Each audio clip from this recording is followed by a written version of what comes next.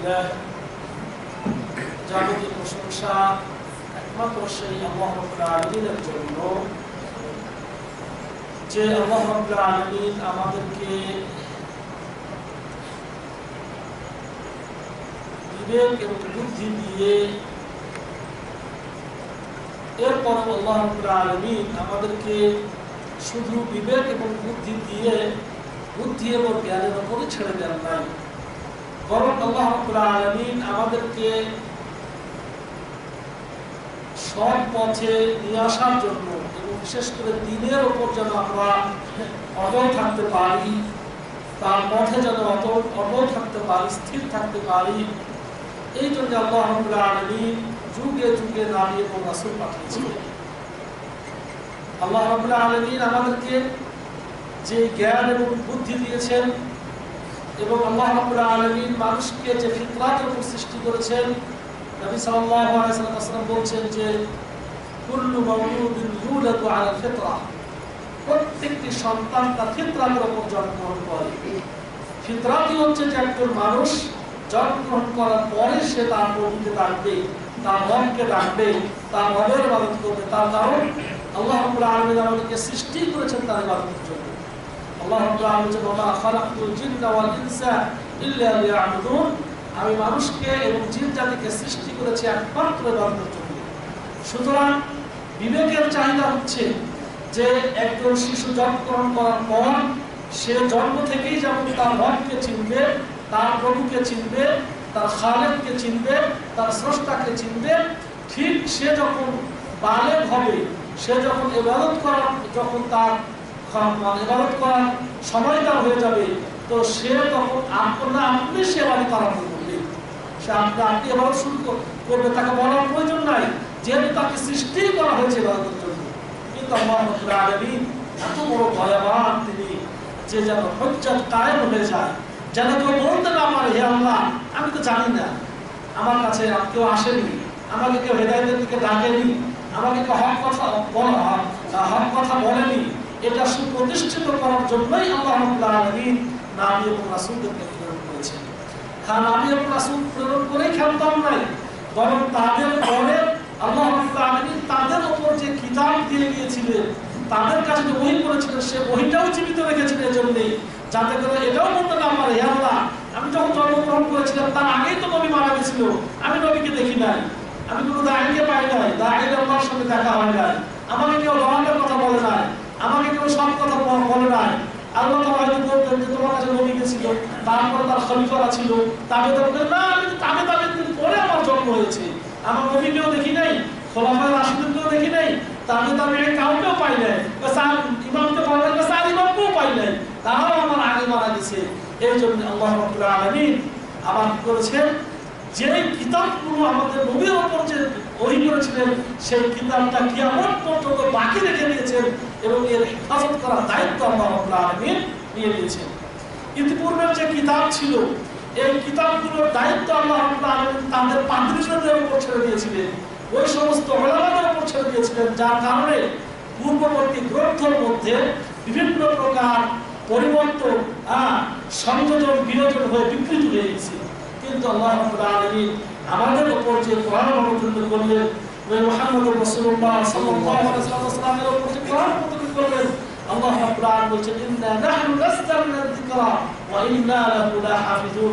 এই কোরআন আমি অবতীর্ণ করেছি, এই কোরআনের হেফাজতের দায়িত্ব আল্লাহ রাব্বুল আলামিন নিজে গ্রহণ করেছেন। আলহামদুলিল্লাহ। তো এই কোরআন সেই যে নবী মুহাম্মদুর রাসূলুল্লাহ সাল্লাল্লাহু আলাইহি ওয়াসাল্লামের উপর অবতীর্ণ হলো, তারপর থেকে এখন পর্যন্ত এর কোরআনের মধ্যে কোনো বিকৃত নাই, কোনো পরিবর্তন নাই, যে জবর হরফ সাকিন কোনো পরিবর্তন নাই। কারণ কি? এর হেফাজতের দায়িত্ব স্বয়ং আল্লাহ রাব্বুল আলামিন দিয়েছেন। আমাদের নবী মুহাম্মদ রাসূলুল্লাহ সাল্লাল্লাহু আলাইহি ওয়াসাল্লামের উপর যখন প্রাথমিক যুগে কোরআন অবতীর্ণ হতো, তখন নবী সাল্লাল্লাহু আলাইহি ওয়াসাল্লাম এটা তাড়াতাড়ি করে মুখস্থ করতেন, তাড়াতাড়ি মুখ পড়াতেন মুখস্থ করার জন্য। জিবরাইল যখন অবতীর্ণ করতেন, তখন নবী সাল্লাল্লাহু আলাইহি ওয়াসাল্লাম মুখস্থ করার জন্য এরকম পর্যন্ত তাড়াতাড়ি করতেন যে ভুলে যাবেন। আল্লাহ রাব্বুল আলামিন লা তুহাফিজ লিসানা, হে নবী খবরদার, আপনি ওই মুখ নড়ানড়ি করেন না, আপনি দ্রুত মুখস্থ করার জন্য মুখের সামনে হেরেন না, এর আপনার অন্তরের মাঝে এটা গেঁথে এবং এটা পঠন করবেন কিভাবে, পালন করবেন কিভাবে, আপনি শোনাবেন কিভাবে, এটা দায়িত্ব আমি আল্লাহ রাব্বুল আলামিন দিয়েছেন। এই আয়াত যখন অবতীর্ণ হলো, আমাদের নবী মুহাম্মদুর রাসূলুল্লাহ সাল্লাল্লাহু আলাইহি ওয়াসাল্লাম তিনি কি হলেন? চুপচাপ আর হুকুম করতেন না। যখন অবতীর্ণ হতো, যখন ওহী আসতো, চুপচাপ তিনি থাকতেন। ওহী যখন শেষ হয়ে জিবরাইল আলাইহিস সালাম যখন চলে যেতেন, তখন তিনি পাঠ করে শোনাতেন। আল্লাহু আকবার। কারণ এর দায়িত্ব আল্লাহ রাব্বুল আলামিন নিজে নিয়েছেন। এখন আসেন, এটা হচ্ছে এই দ্বীনের হেফাজতের দায়িত্ব আল্লাহ রাব্বুল আলামিন নিয়েছেন, অন্য কারোর উপর ছেড়ে দেয় নাই। কিন্তু আমরা এটা জিম্মাদারি আমরা নিজেরাই নিয়ে নিয়েছি। ইসলামকে হেফাজত করার দায়িত্ব আমাদের কাঁধে আমরা অর্পণ করে নিয়েছি। যে দায়িত্ব আল্লাহ রাব্বুল আলামিন নিজে নিয়েছিলেন, ওটা আল্লাহর কাছ থেকে আমরা ছিনিয়ে নিচ্ছি। তাহলে মানুষের কাছে আল্লাহর রহমত এবং আল্লাহর করুণা দয়া কিভাবে আসতে পারে? আজকে আমরা নির্যাতিত, নিপীড়িত, আজকে আমরা বিভিন্ন ভাবে ষড়যন্ত্রের শিকার। পারিবারিক ভাবে আমরা আজকে মুসলমানরা আজকে আমরা ষড়যন্ত্রের শিকার। আমরা আজকে পারিবারিক ভাবে দেখেন যে পারিবারিক ভাবে যদি আপনি সুন্নতি তরিকায় খানাটাও যদি আপনি খান, আপনার স্ত্রীর কাছেই হোক, আপনার মায়ের কাছেই হোক, আপনার বাবার কাছেই হোক, আপনি সুন্দর করে যদি রাসূল সাল্লাল্লাহু আলাইহি ওয়াসাল্লামের শেখানো পদ্ধতিতে যদি আপনি বসে তারপরে যদি সেটা যদি খাওয়ার সময় বিসমিল্লাহ, খেতে খেতে যদি আলহামদুলিল্লাহ, অথবা হাতটা যদি চেটে খান, তাহলে আপনার স্ত্রী বলবে, তুমি খাবারটা চেটে খাও, কেমন দেখা যায়, না ভালো লাগে না।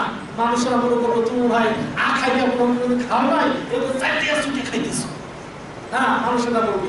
তো বাচ্চাদেরকে যখন শিখাচ্ছি যে আম্মু খুব চেটে চেটে খেতে হয়, তখন আমার বড় একটা বুদ্ধি ছিল যে আম্মু বিবাহ বা মানুষের যখন ছেলে খায়, অনেকে দেখা যায় লাস্টে ভাত রেখে দেয়। আমাদের চেটে খেলে বলে আছে ভাত কোনো হয় কারো কোনোদিন খাওয়াই নাই, আখাকে কোনো খাই নাই। তবে না, এরকম যদি কেউ বলে, তখন এই কথা বলবো যে আমার মা খাওয়া যাবে দেখেই আমাকে খাওয়া শিখিয়েছে, চেটে খাওয়া সুন্নাত। এভাবেই রাসূলুল্লাহ সাল্লাল্লাহু আলাইহি ওয়াসাল্লাম খেতেন। কুত্তা পর্যন্ত চেটে খায়, গরু পর্যন্ত চেটে খায়। ওই যারা চাবিতে দেখবেন গরুকে যারা খোল দিয়ে পানি খাওয়ান, দেখবেন পানি শেষ, ওই গরুদের উপরে চাপতেই আছে, চাপতেই আছে, চাপতেই আছে। তাহলে কুকুর থেকে শুরু করে নিয়ে কুকুর দেখবেন একটা প্লেটে যদি একটু সুগ্রাম থেকে বসতে, ওই কুকুর হাড্ডি হুড্ডি খাওয়ার পরে হাড্ডিটাকে চেটে চেটে খায়। কিন্তু আল্লাহু আকবার, সেই মানুষকে নির্দেশ খাওয়া হলো যে সে তারা চেটে খায়, চেটে খাওয়ার মধ্যে বরকত রয়েছে, সুন্নাত রয়েছে। মানুষের এই বিধান পালন করা একটা ছোট্ট বিষয়। যদি আপনি কাপড় পরেন, আপনার স্ত্রী আগে বাধা দিবে, ধরুন তোমাকে খারাপ দেওয়া যায়, কেমন কেমন তোমাকে, সে মনে হয় পুরো যুগের মানুষ, মনে হয় তোমার বয়স অনেক বৃদ্ধ হয়ে গেছো, তোমাদের মাঝে না, তোমার মাঝে আধুনিকতা বলে কিছু নাই, এরকম করে কাপড় পরে একটু ঢিল ঢাল করে একটু নিচে পড়তে পড়বা। তাহলে এইভাবে দেখবেন যে আপনি পারিবারিক ভাবে শুধু এটা উদাহরণ করে না, আপনি সুখে সাজিয়ে রাখবেন। এখন আপনার কাপড় তো একটাই দরকার, আপনার না হলে একটা কাপড় আপনার জন্য যথেষ্ট।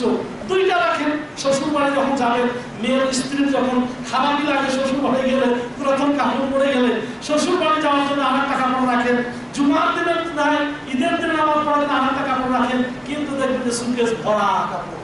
সিনেমা যারা দেখেন, ফিল্ম যারা দেখেন, তারা তো মাশাআল্লাহ আমার থেকে ভালো জানেন যে নায়িকা কোথাও গেলে পারে, নায়িকা কোন কাপড় পরবে নায়িকা নির্বাচন করতে পারে না, একটার পর একটা বাইর করতেছে, একটার পর একটা বাইর করতেছে। তারপর বলে গো স্বামী দেখো তো কোন কাপড়টা পরি, আমার তো সব কিছু চোখা এলোমেলো হয়ে গেছে, আমি কোনটা পছন্দ করি। তখন স্বামী হয়তো যেটা বাইর করে দিল, তখন হয়তো সেটাই হয়তো পরে। তাহলে এই যে এই বাবাটাকে কে অনুমতি দিল? অতগুলো কাপড় না দেখে যদি আপনি গরিব দুঃখী অসহায় মানুষরা যারা নিজের ইজ্জত আব্রু থাকতে পারতেছে না, তাদেরকেও যদি দিয়ে দেন, তাও তো আপনি সওয়াব পান। আপনি ওখানে রেখে দিচ্ছেন, কয়েকদিন পর ভাঁজ নষ্ট হয়ে যাবে। তারপরে অনেক কাপড় আছে ভাঁজ করে রেখে দিলে দাগ ধরে দেখবেন যে নতুন কাপড় একদিনে পরেন নাই, হয়তো এক ঈদে পরেছেন, সুন্দর করে ভাঁজ করে রেখে দিয়েছেন, 3-4-5 বছর পরে বের করবে, দেখবেন যে ভাঁজ কেটে গেছে, ওটা পরার উপযুক্ত হয়ে গেছে, আপনি অপচয় করলেন। এইভাবে ছোট ছোট বিষয়গুলো এরকম ভাবে বলবো যে আমরা ইসলামটাকে যে পালন করবো পারিবারিক ভাবে, সেটাও আপনি পাবেন না, সেটাও আপনার স্ত্রীর তরফ থেকে অথবা ছেলে মেয়ের পক্ষ থেকে বাধা আসবে। সবাই যাচ্ছে বৈশাখী মেলাতে। এখন ছোট বড় কাজী আর হাজি আর আলেম আর রাজনীতিবিদ সবাই যাচ্ছে। আপনি আপনার ছোট শিশুকে দেখে বলবো বাবা এই শিশু মেলাতে যেতে হয় না, হিন্দু আছে, তুমি শুধু ইসলাম বোঝো, ওর ইসলাম বোঝো না, ওই চাষু নামাজ পড়ে, ও তো তাহাজ্জুদও পড়ে, ও তো কোরআনও পড়ে, ওর ছেলে মাদ্রাসায় পড়ে, ওনার বিয়েতে ইসলামিক ফাউন্ডেশনের ডিজি অথবা অমুক সেন্টারে কাজ করে, ওনারাও তো যায়, একটু গেলে কি হইল? তখন হয়তো স্ত্রী আপনাকে বলবে, যাক ছোট বাচ্চা, যাক বড় হলে, এখনো যদি ছোট বাচ্চা না বলে, এখনো যদি এরকম করে শাসন করে তাহলে হবে, আস্তে আস্তে বড় হলে পরে শিখে নিবে, এখন যাক। কিন্তু ওই যে যাক বলে যে আপনি অভ্যস্ত করে দিলেন, যাক বলে যে আপনি অভ্যস্ত করে দিলেন, ওই অভ্যাসটা তার থেকে যাবে। বড় হয়ে যখন কেউ নিষেধ করবে তখন যে কত গেছি আমি বৈশাখী মেলায়, আমার বাপ তো খতিব সাহেব, আমার বাপ তো ইমাম সাহেব, আমার বাপ তো কোনদিন নিষেধ করলো না, আজ তুমি নিষেধ করো। ছোট থেকেই তো আমরা বৈশাখী মেলায় গেলাম, আমরা হোলি খেলায় গেলাম, আমরা হিন্দুদের পূজা পার্বণে গেলাম, কেউ তো নিষেধ করলো না। তাহলে আপনি দেখতেছেন যে একটা ছোট্ট ছেলে অথবা মেয়েকে যে আপনি ছোট থেকেই যে ইসলামী তাহজিব এবং তাওয়াক্কুল দিয়ে যে তাদেরকে বড় করবে, সেই উপায় আজকে পারিবারিকভাবে আমরা হারিয়ে ফেলেছি। এভাবে সামাজিকভাবে তো আছে, সামাজিকভাবে এই যে রজব বা 27 রজব, আজকে 27 রজব বাকি আছে আজকে, তো আজকে 24 রজব, আর 3 দিন পরে 27 রজব। বাড়ির আশেপাশে সবাই চাঁদা তুলতেছে, আজকে মেরাজ দিবস পালন হবে, সবাই চাঁদা তুলতেছে, নবীর নামে আজকে হয়তো একটা কুরবানি করা হবে, অথবা নবীর নামে আজকে সিন্ধু বিতরণ হবে। সামাজিকভাবে যদি আপনি যদি সেখানে অংশগ্রহণ না করেন, তাহলে আপনাকে বলবে কাঠ করলাম, অথবা আপনাকে বলবো ওহাবি, অথবা আপনাকে বলবো নামাজি, আপনাকে বলবো এ সৌদি আরবের দালাল, এ বলবো কুয়েতের দালাল, শেষ পর্যন্ত বলবো ইহুদির দালাল, শেষ পর্যন্ত আপনাকে বলবো খ্রিস্টানের দালাল, হিন্দু দালাল, তারপরে মুসলমান হয়ে গেছে, মুসলমান থেকে বের হয়ে গেছে, তারপর মুরতাদ থেকে বের হয়েছে, শেষে বলবো তুই কাফের, তোর সঙ্গে আমার সম্পর্ক নেই। মানে আস্তে আস্তে ধাপে ধাপে একটা একটা করে সামাজিক ভাবে আপনি মুসলমান না এই ফতোয়া জারি পর্যন্ত আপনার হয়ে যাবে। শুধু এইখানেই নয়, কোনো কারণে স্ত্রীকে আপনি হয়তো বলে ফেলেছেন একসঙ্গে যে তালাক তালাক তালাক, তাহলে এটা শুধু সামাজিক ব্যাধি নয়, এটা সামাজিক ব্যাধি, আন্তর্জাতিক ব্যাধি, রাষ্ট্রীয় ব্যাধি। এটা বলবো যে কোরআন হাদিসের দিক থেকেও ফেসে গেলেন। কেন? একসঙ্গে আপনি 1,00,000 বার তালাক দেন, কোরআন এবং সুন্নাহ অনুযায়ী এক তালাকই হবে। আপনার স্ত্রীকে এক বৈঠকে, এক মজলিসে 1 কোটি বার যদি তালাক দেন, রাসূলুল্লাহ সাল্লাল্লাহু আলাইহি ওয়াসাল্লামের যুগে একসঙ্গে যত বই তালাকই দেওয়া হোক না কেন, এক তালাকই ছিল। আবু বকর রাদিয়াল্লাহু তাআলার যুগে এক তালাকই ছিল, ওমর রাদিয়াল্লাহু তাআলার যুগে এক তালাকই ছিল। কিন্তু ওমর রাদিয়াল্লাহু তাআলার সময় যখন মানুষরা কথাই যখন স্ত্রীকে তালাক দেওয়া আরম্ভ করলো, তালাকের মাত্রা যখন বেড়ে গেল, তালাক নিয়ে যখন খেলতামাশা শুরু হয়ে গেল, ওমর রাদিয়াল্লাহু তাআলা আগে যেতে করলেন, জারি করলেন যে আজকে থেকে যদি কেউ 2 বার তালাক উচ্চারণ করে তাহলে 2 তালাক হবে, 3 তালাক বলে 3 তালাক হবে। রাসূল সাল্লাল্লাহু আলাইহি ওয়াসাল্লাম আর ওমর রাদিয়াল্লাহু তাআলার মাসলাটা ছিল রাগ বশত মানুষ তালাককে নিয়ে খেলতামাশা শুরু করেছিল। আসলে এই তালাক নিয়ে খেলতামাশা নয়, এটা আল্লাহর পক্ষ থেকে একটা রহমত। তালাকটা হচ্ছে আল্লাহর পক্ষ থেকে একটা রহমত এই উম্মতের রহমতের জন্য। তার কারণ একটা বেগানা পুরুষ একটা বেগানা নারীর ভিতর যখন আপনার বিবাহ হয়, তাদের এই জন্যই বিবাহ হয় যে একটা পর নারীর সঙ্গে আপনি সুখে শান্তিতে ঘর বানাবে, আপনার ঘরটা আনন্দে ভরে যাবে, সুখে স্বাচ্ছন্দ্যে ভরে যাবে। একজন আরেকজনের সাথে আপনি মত বিনিময় করবেন, একজনকে শ্রদ্ধা করবেন, একজনকে স্নেহ করবেন। হ্যাঁ, পর বাড়িতে অন্য ঘর থেকে একজন নারীকে উঠে নিয়ে এসেছেন, তাকে আপনি সুখে শান্তিতে রাখবেন। কিন্তু স্বামী স্ত্রীর এই মিল মহব্বত যদি না হয়, স্বামী স্ত্রীর ভালোবাসা যদি না হয়, স্বামী স্ত্রী কেউ কাউকে যদি সহ্য করতে না পারে, স্বামী স্ত্রী একজনের আরেকজনের হক যদি না দেয়, একজন আরেকজনকে পছন্দ যদি না করে, একজন আরেকজনকে যদি বলবো যে মানে আপনার কোনোভাবে সহ্য করতে পারছে না, যখন ঘর আপনার এই দুর্বিষহ হয়ে ওঠে, যখন জীবন আপনার বলবো যে আপনার সাংসারিক জীবন যখন একটা অন্ধকার হয়ে ওঠে, আনন্দের বদলে যখন মানে আপনার দুঃখে কষ্ট ভরে যায়, তখনই হচ্ছে তালাকের ব্যবস্থা। কি এই দুঃখ কষ্টের জন্য বিয়ে হয় নাই, বিয়ে হচ্ছে সুখের জন্য, শান্তির জন্য। পরস্পরকে ভুল বুঝবে না, একজন আরেকজনের মধ্যে ভালোবাসা থাকবে, মহব্বত থাকবে, প্রেম থাকবে, প্রীতি থাকবে, সম্প্রীতি থাকবে। কিন্তু এই ভালোবাসার মধ্যে যখন স্বামী স্ত্রীর মধ্যে ছেদন হবে, যখন তাদের মাঝে কেউ কাউকে সহ্য করতে পারছে না, হক দিচ্ছে না এবং দুর্বিষহ হয়ে যাচ্ছে, তখনই আল্লাহ রাব্বুল আলামিনের পক্ষ থেকে রহমত স্বরূপে তালাকের ব্যবস্থা দেওয়া হলো। যে তখন যদি স্বামী দেখে যে স্ত্রীর দোষ, স্ত্রী আমার কথা শুনছে না, শরীয়ত মানছে না, আমার কোন কথা গ্রাহ্য করছে না, তাহলে স্বামী তার স্ত্রীকে তালাক দিবে, এটা স্বামীর পক্ষ থেকে। ঠিক ওইরকম ভাবে এখন যদি স্ত্রীর পক্ষ থেকে তালাকের ব্যবস্থা না হতো, স্বামীর হাতে যদি তালাকের কর্তৃত্ব থাকতো, তাহলে স্বামী ওই যে আইয়ারে জাহেলিয়াতের মতো যতবার ইচ্ছা ততদিন বিয়ে করা যায়, যখন ইচ্ছা তখন তালাক দেওয়া যায়, আবার তালাক না দিয়ে ঝুলিয়েও রাখা যায়। এরকম করে তোর টাকাও দেবো না, পয়সাও দেবো না, ফোনও তোর কাছে কিনে দেবো না, মোবাইলও করবো না, তুই থাক, তোর তালাকও দেবো না। তাহলে আমি যাবো কোথায়? অনেক ব্যবস্থা তো দরকার। এরকম যদি হতো, মেয়েকে যদি তালাকের অনুমতি না দেওয়া হতো, তাহলে মেয়ে মহাবিপদের মধ্যে পড়ে যেত। আল্লাহ সম্পর্কে তার কুধারণা হতো, ইসলাম সম্পর্কে কুধারণা হতো, তার ইমান সম্পর্কে কুধারণা হতো। আল্লাহ রাব্বুল আলামিন তাদেরকে এও অধিকার দিল, কোন স্বামী যদি তালাক না দেয়, তাহলে স্ত্রী তার মোহরানা স্বামীকে ফেরত দিয়ে সে খোলা তালাক দিতে পারবে। আল্লাহু আকবার। তাহলে কি হলো? খুব সংক্ষেপে বলছেন যে স্বামী স্ত্রীর মাঝে যখন মিল মোহাম্মত হবে না, যে মিল মোহাম্মত হওয়ার আশা দিয়ে বসলো, সেটা যদি ব্যাহত হয়, তাহলে উভয় পক্ষের গার্জেন তারা মীমাংসা করার চেষ্টা করবে। মীমাংসাও হলো না, দুই পক্ষে ব্যর্থ হয়ে গেল। ব্যর্থ যদি হয়ে যায়, তাহলে দুই পক্ষ মিলেমিশে তালাকে বলবে।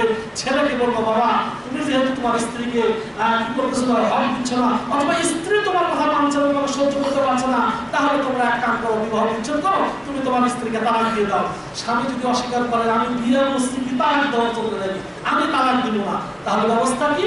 ওই যে দুই পক্ষ যারা মুরব্বীরা বসেছিলেন, তারা বিবাহ বিচ্ছেদ করে দিবেন, অথবা আদালতের মাধ্যমে, কোর্টের মাধ্যমে বিবাহ বিচ্ছেদ করে দিবেন। তাহলে বিবাহ বিচ্ছেদ করে দেওয়ার ব্যবস্থা আছে, এটা কোর্টের মাধ্যমে, বিচারের মাধ্যমে, নালিশের মাধ্যমে বিবাহ ফাসেক করে দেওয়া, ফিসক করে দেওয়া, ভেঙে দেওয়ার ব্যবস্থা আছে। আবার দেখা যাচ্ছে স্বামীও স্ত্রীকে তালাকের ব্যবস্থা আছে। তাও স্বামী অনেক সময় রাগ করে তালাক দিতে পারে। এই জন্য স্বামীকে কিভাবে সিস্টেম করেছে ইসলাম, যে তিন তালাক দিবে। প্রথম তালাক জেনে দিবে, একবার তালাক দেওয়ার পর স্বামী স্ত্রী একসঙ্গে বসবাস করবে। স্বামীর যদি ভুল হয়ে থাকে, যদি মানে স্ত্রীর সব ঠিক আছে, কিন্তু স্বামী হয়তো ভুল বশত তালাক দিয়ে ফেলেছে, স্বামী স্ত্রীর 3 মাস 3 তুহুর 3 হাইজ পর্যন্ত একসঙ্গে যদি বসবাস করে, হয়তো স্বামীর মাঝে ভুলটা ফিরে আসতে পারে। আরে আমার স্ত্রী তো ভালো, আমি কেমন তালাক দিচ্ছি, আমার ভুল হয়ে গেছে। তাহলে এই 3 তুহুর পার হওয়ার আগে, 3 হাইজ পার হওয়ার আগে স্ত্রীকে বলবে, দেখো আমার ভুল হয়ে গেছে, আমি বুঝতে পারি নাই, তোমার নিয়ে আমি সংসার করবো। তাহলে এক তালাক দিয়ে যে তারপরে হাজুদাস না করে, মানে এরকম যদি হতো যে তালাক দেওয়ার পর আর ফেরত দেওয়ার ব্যবস্থা নাই, তাহলে হয়তো বলতাম যে কেন তালাক এটা হয়ে গেল, ভুলবশত তালাক দিছে, আর ফিরে নেওয়ার ব্যবস্থা নাই। কিন্তু আল্লাহ রাব্বুল আলামিন যে তালাকটা যে রহমত স্বরূপ, এই জন্য এক তালাক দিয়ে একসঙ্গে বসবাস করবে, বাপের বাড়ি যাবে না, আমি বাড়িতেই থাকবে, স্বামীর সঙ্গে থাকবে। স্বামী হয়তো ভুল বুঝে স্ত্রীকে ফেরত দিতে পারে, অথবা স্ত্রীর যদি ভুল হয়, অথবা স্ত্রী যদি স্বামীর কাছে তালাক চেয়ে থাকে যে তোমার সংসার করবো না, তুমি আমার তালাক দিয়ে দাও, এই জন্যও যদি স্বামী তালাক দিয়ে থাকে, তাহলে স্ত্রী হয়তো ভুল বুঝতে পারে যে আমার স্বামী তো ভালোই স্বামী, আমি এমনি শুধু ঝগড়া করে আমার স্বামীর সঙ্গে, তাহলে এক কাম করিস, হ্যাঁ তুমি যা তালাক দিছো, এক তালাক দিছো, আর তালাক দিও না, আমি তোমার সঙ্গে বসবাস করবো। এই নিয়ে যেন মীমাংসা যেন হয়ে যায়, ভুল বুঝাবুঝি সংশোধন করার পদ্ধতি আল্লাহ রাব্বুল আলামিন রেখে দিয়েছিলেন 3 তালাকের মধ্যে। এক তালাক দিয়ে দিল 1 মাসে, কিন্তু দেখা যাচ্ছে 1 মাস পার হয়ে গেল, স্বামীও ভুল স্বীকার করলো না, স্ত্রীও ভুল স্বীকার করলো না, অথবা তার আগের মতো থাকলো, তখন স্বামী 2য় মাসে 2য় তালাক দিবে, 3য় মাসে 3য় তালাক দিবে। 3 তালাক হয়ে গেলে তখন স্ত্রী তার বাপের বাড়ি চলে যাবে, এইভাবে স্বামীর পক্ষ থেকে। আবার স্ত্রীর পক্ষ থেকে ঘরে বললাম যে স্বামী যদি তালাক না দেয়, হকও দিব না, তালাকও দিব না, মোবাইলও করবো না, টাকাও দিব না, খোঁজ খবরও রাখবো না, তাহলে স্ত্রীর পক্ষ থেকে খোলা তালাকের ব্যবস্থা আছে। মনে করেন যে স্বামী বিদেশ আসছে, 18 বছর বাড়ি যায় না, টাকাও পাঠায় না, মোবাইলও করে না, কেন করে না?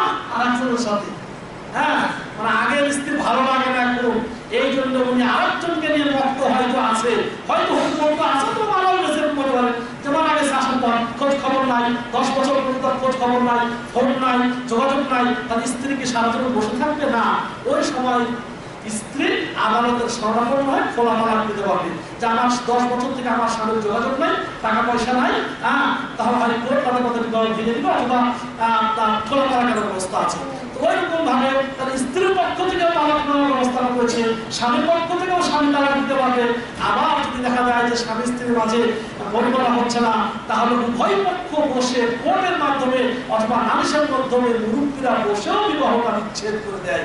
কিন্তু সেই তালাকটাকে নিয়ে আমরা কি করলাম, তালাক তালাক তালাক হয়ে গেল 3 তালাক। এখন এই যে 3 তালাকের মাসলা মাঝে হুজুর সাহেব আপনি বের করলেন, হ্যাঁ, মানুষের বাড়ি খায়া খায়া, পান খায়া, জর্দা খায়া, গুল খায়া, কোরআন হাদিস বুঝলেন না, একসঙ্গে 3 তালাককে 3 তালাক যে দিয়ে দিলেন। এটাই আজকে বললাম কি, এটা হলো পারিবারিক ব্যাধি, সামাজিক ব্যাধি। সমাজের মানুষ এখন বলতে, রাষ্ট্রীয় ভাবে বলতেছে এটা আমার কিভাবে তালাক হতে পারে, এটা তালাক হলো নাকি? তালাক তো আসলেই তালাক না, কিন্তু ভুল ফতোয়ার কারণে রাষ্ট্রের লোকেরাও রাষ্ট্র পর্যন্ত বলতেছে ইসলামে কেমন তালাকের ব্যবস্থা, এটা কিন্তু তালাক হতে পারে না, একসঙ্গে 3 তালাক, তালাক হয় কেমন করে? আসলে তো ইসলামে নাই। যখন আপনি সুন্নাতকে সুন্নাত অনুযায়ী মানলেন না, এই জন্য রাসূলুল্লাহ সাল্লাল্লাহু আলাইহি ওয়াসাল্লাম না, মানে একটা আছে, কোনো একজন তাবেঈ অথবা কেউ বলেছিল যে কোনো একটি জায়গা থেকে যদি একটা সুন্নাত উঠে যায়, ওখানে সে বেদাত আখড়া করে। এক জায়গা থেকে সুন্নাত যদি উঠে যায়, সেখানে সে বেদাত আখড়া করে। তো আমি যখন 3 তালাককে একই বৈঠকে 3 তালাক হিসেবে ফতোয়া জারি করলাম, রাষ্ট্রের ওই নারী নেত্রীরা এখন বলতেছে ইসলামের এটা কোনো তালাক নেই, কোন তালাক হলো? ইসলামটাকে তারা সন্দেহ মনে করছে, ইসলামের এই তালাকের ব্যবস্থাটাকেই তারা আজ অবস্থা মনে করতেছে। কার ভুলের কারণে? আমি হুজুরের ফতোয়ার কারণে, আমার ভুলের কারণে। আমি কোরআন হাদিস বুঝি নাই, আমি হাদিস বুঝি নাই, আমি কোরআন বুঝি নাই, যার কারণে রাষ্ট্রীয়ভাবে আজকে বিভিন্নভাবে, এটা উদাহরণ দিলাম তালাক মাসলা, যে এইভাবে রাষ্ট্র পর্যন্ত আপনার ইসলামকে তারা মনে করছে এটা যে পূর্ব যুগের, এটা অনেক যুগের, এই বর্তমান যুগে এই ইসলাম অচল। কেন? আমার বদভ্যাস কারণে, আমার ভুল ফতোয়ার কারণে। আজকে আমি যেমন তালাকের ব্যাপার এই মেয়েদেরকে যেমন ঠকিয়ে এভাবে করতেছি, অন্যদিকে আমার নারীদের ব্যাপারে ফতোয়া এটাও দিচ্ছি যে যে নারীদের জন্য মসজিদে আসা যাবে না। কারণ কি হুজুর আপনি ফতোয়া দিলেন কেন? ওই যে ফতোয়া এর জন্য যে ফিতনার আশঙ্কা আছে। ও সিনেমা হলে ফিতনা নাই, হ্যাঁ, বসুন্ধরা সিটিতে আপনার বউকে নিয়ে সারাদিন ঘুরেন, তাতে আপনার ফিতনা নাই। আপনি ওই সংসদ ভবনের আশেপাশে ঘুরঘুর করে ঘুরে বেড়ান, তাতে নাই। সোহরাওয়ার্দী উদ্যানে যান, আপনার কোনোই নাই। আপনি ওই সেই কক্সবাজারের সমুদ্র সৈকতে বউকে নিয়ে ঘুরতেছেন, তাতে ফিতনা হয় না। ফিতনা হলো যখনই নারী মসজিদে গিয়ে যখন সালাত করবে, মসজিদে গিয়ে রুকু করবে, মসজিদে গিয়ে ইমামের খুতবা শুনবে, ফিতনা এখানে খুঁজে পেল। এই জন্য এখন যারা আছে তারা ইসলাম সম্পর্কে খারাপ মনে করতেছে, ইসলামের মহান নারীদেরকে সম্মান দেয় না। আসলে যে সম্মানটা নিজেরাই উঠিয়ে নিয়েছি, এই খবর আমরা নাই। তো সম্মানিত ভাইরা, এইভাবে দেখবো যে আমাদের ভুল ফতোয়ার কারণে, আমাদের ভুলের কারণে, আমরা ইসলাম বোঝার না কারণে আমরা সামাজিক ভাবেও যেমন আজকে হ্যাঁ প্রতিপন্ন হচ্ছি, আর রাষ্ট্রীয় ভাবেও ওটা আজকে তারা ভুল হচ্ছে, ইসলামটাকে সন্দেহ করতেছে। সম্মানিত ভাইরা, এরপর কাফের মুশরিকদের তো আছে, কাফের মুশরিকদের তো আছে। এইভাবে ওই কেউ বলেছিল যে 3 জন, একজন মুসলমান, একজন খ্রিস্টান, একজন ইহুদি, 3 জন কোন এক সফরে তারা হয়তো আছে, তাদের খাবার সকালবেলা একটা রুটি আছে, একটা রুটিতে তো কাউরি আর পেট ভরবে না, একটা রুটিতে কাউরি পেট ভরবে না। এখন সকালবেলা কি বলতেছে খ্রিস্টান, ইহুদি এবং মুসলমান চালাকি করতেছে, কি করা যায়, রুটি যে কোনো ফন্দিতে খেতে হবে, নিজের কর্তৃত্বে নিতে হবে, নিজের অধীনে নিতে হবে, নিজের হক নষ্ট করা যাবে না, নিজের পেটকে জলাঞ্জলি দেওয়া যাবে না, নিজের ক্ষুধা নিবারণ করতে হবে, নিজের খাহেসাত পূরণ করতে হবে, নিজের স্বার্থ উদ্ধার করতে হবে। এই জন্য খ্রিস্টান বলতেছে যে রাত্রে একটা আজকে স্বপ্ন দেখলাম। কি স্বপ্ন দেখলাম যে খ্রিস্টান তো সে বলতেছে যে রাত্রিবেলায় ঈসা আলাইহিস সালাম আমার কাছে এসেছে। হ্যাঁ, তারপর কি হলো?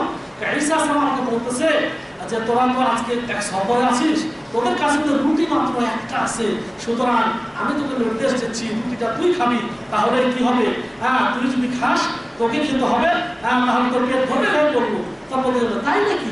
তার তো আমি রুটিও খাই, স্বপ্নে দেখছিল, এরা তো স্বপ্ন দেখেনি। এখন ইহুদির যে চক্র বলতেছে তাই নাকি দোস্ত, আমিও তো একটা স্বপ্ন দেখছি। কি স্বপ্ন?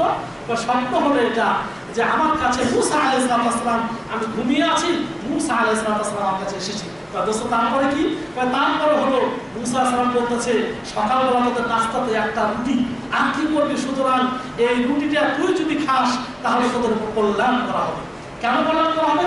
যে মুসা যেহেতু মুহাম্মদের আগে, ঈসার আগে এসেছে, সুতরাং তুই যদি তুই হকদার বেশি, তুই যদি এটা খেতে পারিস তাহলে তোর উপর মঙ্গল করা হবে, বাকি 3 জনের উপর মঙ্গল করা হবে। তো দোস্ত তাই নাকি? হ্যাঁ। এখন মুসলমান পায় কি, এরা তো স্বপ্নের কথা মধ্যে একজন একজন করে নিজের স্বার্থ উদ্ধার করলো। একজনে ঈসা আসছে, আরেকজনের ভিতরে মুসা আসছে, শব্দ কথা বললো। এখন মুসলমান বলতেছে যে এই রুটি ছাড়া যায় না, রুটি দখল করতেই হবে, রুটি আমাকে খেতেই হবে। এর জন্য আমি রাসূলের নামে হাদিস বানাই আর যা করি। এখন ঘরে বলেছে দোস্ত আমিও তো রাত্রিবেলা একটা স্বপ্ন দেখছি। কি হয়েছে স্বপ্নের কথা বল? দোস্ত আমরা তো রোজা রাখি, তোরা জানিস কয় যে আগে তো তোদের যদি সেহরি খাওয়া ছিল না। আমাদের রাসূল বলেছে যে এই উম্মত মুহাম্মাদী এবং পূর্ববর্তী উম্মতের রোজার পার্থক্য হলো যে তারা সেহরি খায় না, আমরা সেহরি খাই। এটা ঠিক আছে না? তোমার আগে কর ঠিক আছে, আমরা সেহরি খাই না, আমাদের ধর্মে সেহরি খাওয়া নাই, কিন্তু আমাদের ধর্মে কিন্তু সেহরি খাওয়া আছে।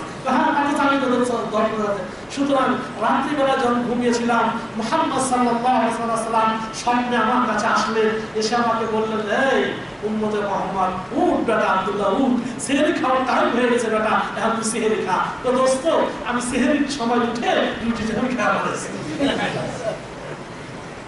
খুব মজা হাসলেন। লাভ হলো কি? লাভ হলো আমরা মানে একজন আরেকজনের স্বার্থের কারণে নিজের নবীকে স্বপ্নে দেখিয়ে পর্যন্ত আমরা দিচ্ছি। এটা আমাদের জন্য ভালো হলো না খারাপ হলো? সব অনেক স্বার্থ উদ্ধারের জন্য। নিজ স্বার্থ যখন চলে যায় তখন আমরা বলতেছি ইসলাম চলে গেল, ইসলাম চলে গেল, ইসলাম আজকে ধ্বংসের মধ্যে চলে গেল, ইসলামের পক্ষে আজ কেউ নাই, সব কাফের হয়ে গেছে, সব মুরতাদ হয়ে গেছে, সবাই তোমার রাস্তাতে বের হয়। হ্যাঁ, তখন হরতাল, ধর্মঘট, মারামারি, হাঁটাহাঁটি, মাঝে মাঝে ফেসবুকে দেখেন না অমুক ব্যক্তি আজানের ধ্বনি শুনলে নাকি তার কাছে ঘুম ভেঙে যায়, সুতরাং অমুক ব্যক্তিকে যে মারতে পারবে তাকে 1 লক্ষ টাকা দেওয়া হতো। তোমার বাপের ঘরে ইসলাম নাকি যে তুমি মারার ঘোষণা দিয়ে দিলে, তুমি বলে দিলে যে সোনুকে মারো, সোনু নাকি বলছে যে আজানের কণ্ঠ আমার কাছে বিরক্তকর এবং সকালবেলা আমার ঘুম ভেঙে যায়, সুতরাং এই সোনুকে যে হত্যা করতে পারবে, হ্যাঁ সোনুকে যে হত্যা করতে পারবে 1 কোটি টাকা দিব।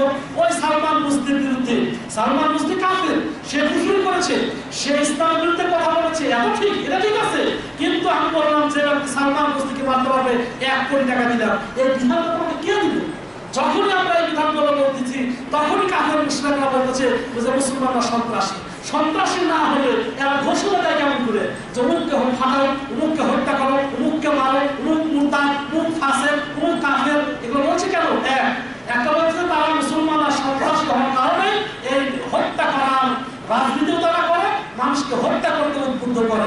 অন্যদিকে যখন আমরা বলছি অমুককে হত্যা করতে পারবে, যেমন উদাহরণস্বরূপ আমাদের দেশের যে মন্ত্রী বললো না ইসলাম হজের বিরুদ্ধে আমরা কিছু বলবো, এখন ঘোষণা করে দিচ্ছে অমুককে কেউ যদি হত্যা করতে পারে আমি 1 কোটি টাকা দিব।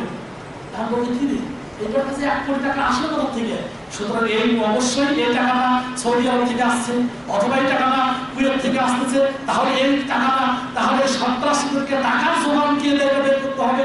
ও তো ঘোষণা দিয়ে দিয়েছে ওই ব্যাপারে মহামান চাঁদি থেকে নিয়ে পাবো তো পিটালি পর্যন্ত ওর কাছে 10 টাকা নাই হবে না, কিন্তু ঘোষণা দিয়ে দিল যে অমুককে হত্যা করতে পারে 1 কোটি টাকা দিতে হবে। কিন্তু দেশ শত্রুরা মনে করতেছে আসলেই মনে হয় তার কাছে টাকা আছে, কেউ মনে হয় সৌদি আরব থেকে পাঠাইছে, ওর কাছে মনে হয় জমির টাকা আসে, এই জন্য টাকা দিতে চাইছে। কিন্তু আমি যে একটা বলে দিলাম এর আগে পিছে আমি ইসলামটাকে সন্দেহ করতে ফেলে দিলাম, আমি আমার ইসলামটাকে নিয়ে আর মানুষকে সন্দেহ করতেছে। এই ব্যক্তি স্বার্থের কারণে, দলীয় স্বার্থের কারণে, সংগঠনের স্বার্থের কারণে হ্যাঁ আমরা আজকে ইসলামটা শেষ। ওটাই বুঝাচ্ছিলাম যে ইসলাম নিয়ে আপনাকে ভাবতে হবে না। আপনি ভাবুন আপনার সঙ্গে রবের সম্পর্ক কেমন, আপনার সঙ্গে আল্লাহর সম্পর্ক কেমন। ইসলামকে হেফাজত করার দায়িত্ব আপনাকে দেওয়া হয় নাই, কোরআনের হেফাজত করার দায়িত্ব আপনাকে দেওয়া হয় নাই। আল্লাহ রাব্বুল আলামিন ইন্না নাহনু নাযালনা যিকরা ওয়া ইন্না লাহু লাহাফিজুন, এই কোরআন আমাকে করেছি আমি, এই ইসলাম আমাকে করেছি আমি, এর হেফাজতের দায়িত্ব আমি আল্লাহ রাব্বুল আলামিন দিয়ে দিয়েছি।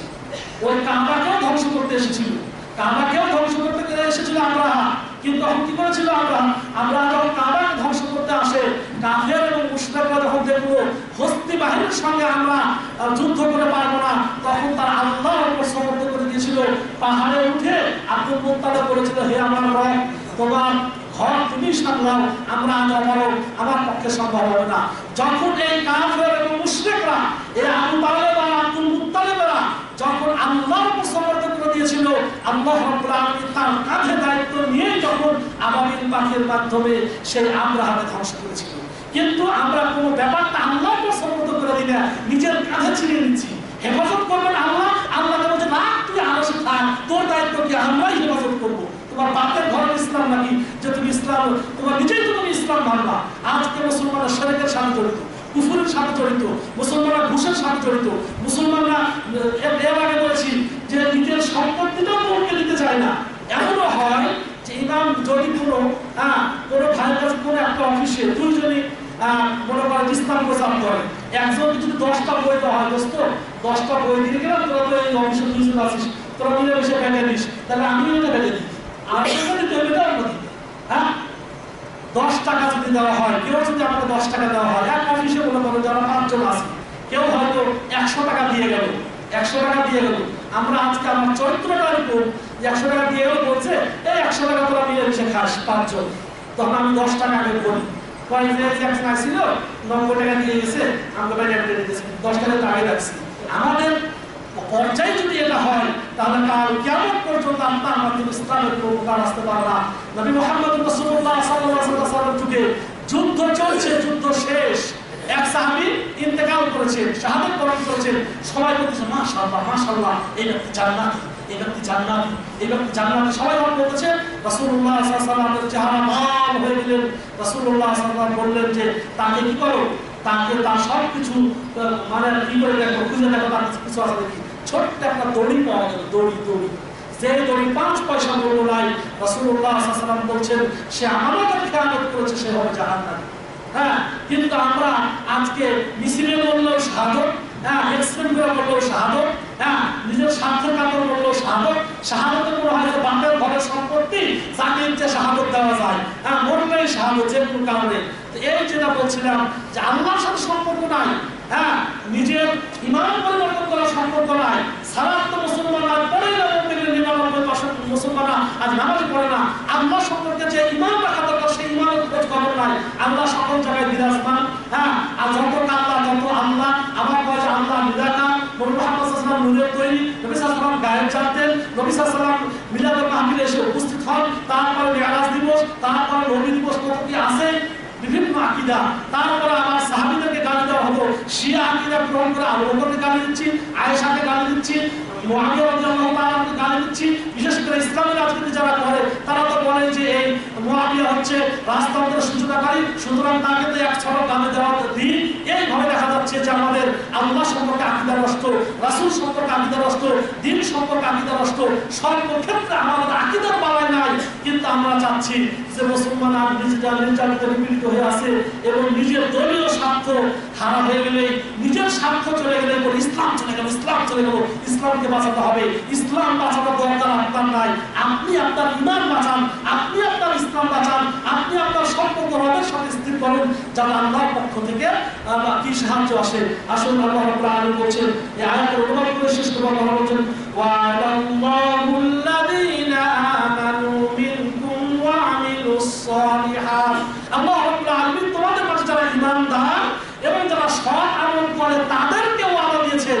এই কথাটা ভালো করে বুঝে রাখবেন। আজকে বড় দিয়ায় যে খুতবা দিচ্ছি, এই আয়াতের অনুবাদ, এই আয়াত যদি বোঝার চেষ্টা করেন তাহলে ইসলাম বুঝবেন। এই আয়াত যদি না বোঝেন কাল কিয়ামত পর্যন্ত ইসলামের অবশ্যই বুঝতে পারবেন না। আপনাদেরকে শুধু ইসলাম নিয়ে ফলাবে আর ইসলামকে খেল তামাশা করবে। আল্লাহ বলছে ওয়াদাল্লাহুল্লাযীনা আমানু মিনকুম, তোমাদের মধ্য থেকে যারা ঈমানদার তাদেরকে আল্লাহ ওয়াদা দিয়েছেন। আর তাদেরকে ওয়ামিলুস সালিহাত, যারা সৎ আমল করে, যারা ঈমানদার এবং যারা সৎ আমল করে, এই দুই শ্রেণীর লোককে আল্লাহ ওয়াদা দিয়েছেন। কি ওয়াদা? লা ইস্তাখলিফান্নাহুম ফিল আরযি, আল্লাহ রাব্বুল আলামিন তাদের হাতে এই দুনিয়ার কর্তৃত্ব ধারণ করবেন, দুনিয়ার শাসনভার, দুনিয়ার খেলাফত দান করবে মুমিনদেরকে। আজ সৎ আমল করবে। আর যদি তাহমার নিচে কাপড় পরে আর দাড়ি সাফার করে যদি আর হজরের নামাজ কাজা করে যদি হরতাল মিছিল করেন, ওই হরতাল মিছিল দ্বারা ইসলাম কায়েম হবে না, ওর দ্বারা ইসলাম প্রতিষ্ঠা হবে না। তার কারণ যে আমিলুস সালিহাত, যতক্ষণ পর্যন্ত আপনার আমলে পরিবর্তন না হবে, যতক্ষণ পর্যন্ত আপনি খারাপ আমল পরিত্যাগ করতে না পারবেন, যতক্ষণ পর্যন্ত আপনার সৎ চরিত্রবান না হবেন, ততক্ষণ পর্যন্ত আল্লাহ রাব্বুল আলামিন আপনার কাছে এই ক্ষমতা হস্তান্তর করবে না। মুসলমানদের কাছে ক্ষমতা এসেছিল যখন নবী মুহাম্মদ রাসূলুল্লাহ সাল্লাল্লাহু আলাইহি ওয়াসাল্লাম 13 বছর মানুষকে দাওয়াতের ফলে এমন হয়েছিল যে রাস্তায় একটা কিছু পড়ে থাকলে কোনো সাহাবী তুলতেন না। এমনকি সাহাবীদের ভিতরে পাপকে জিনিস পাওয়া যেত না। যখন তাদের দেহের অন্তর পরিষ্কার হয়েছিল তখনই আল্লাহ ক্ষমতা দিয়েছিলেন। এমনি উহুদের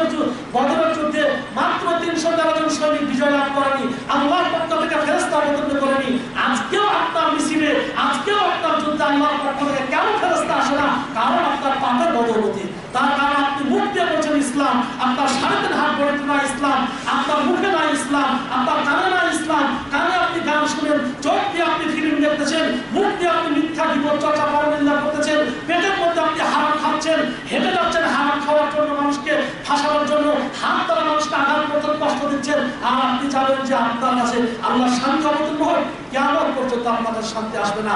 আপনার সারাদিন হাত করতে যতক্ষণ পর্যন্ত আপনার হাত দ্বারা, আপনার জবান দ্বারা, আপনার কান দ্বারা, আপনার মুখ দ্বারা, আপনার এই পা দ্বারা যতক্ষণ পর্যন্ত অন্য কোনো মুসলমান নিরাপদ না থাকবে, ততক্ষণ পর্যন্ত আপনার দ্বারা ইসলামের 5 পয়সা উপকার হবে না। আপনি নিজেও ইসলাম বুঝবেন না, আপনার কোনো উপকার লাগবে না।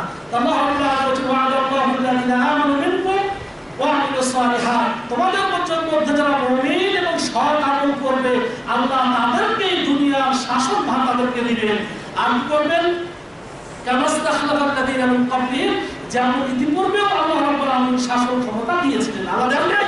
আল্লাহ দিয়েছিলেন জুলকারনাইনকে, আল্লাহ দিয়েছিলেন মুহাম্মদ রাসূলুল্লাহ সাল্লাল্লাহু আলাইহি ওয়াসাল্লামকে, আল্লাহ দিয়েছিলেন আপনার সুলাইমান আলাইহিস সালামকে, আল্লাহ আরো অসংখ্য মানুষকে দিয়েছিলেন। ওইরকম আপনাদেরকেও দিবেন। শর্ত হচ্ছে মুমিন হতে হবে, আল্লাহ সম্পর্কে যে আকীদা রাখা দরকার, রাসূল সম্পর্কে যে আকীদা রাখা দরকার, কোরআন সম্পর্কে যে আকীদা রাখা দরকার, সেই আকীদার মধ্যে কিঞ্চিত যদি আপনার মধ্যে সন্দেহ থাকে, কিঞ্চিত যদি সুফিবাদের আকীদা থাকে, কিঞ্চিত যদি আপনার অন্য মুসলিমদের আকীদা থাকে, আপনার দ্বারা ওই ইসলাম উপকারে আসবে না।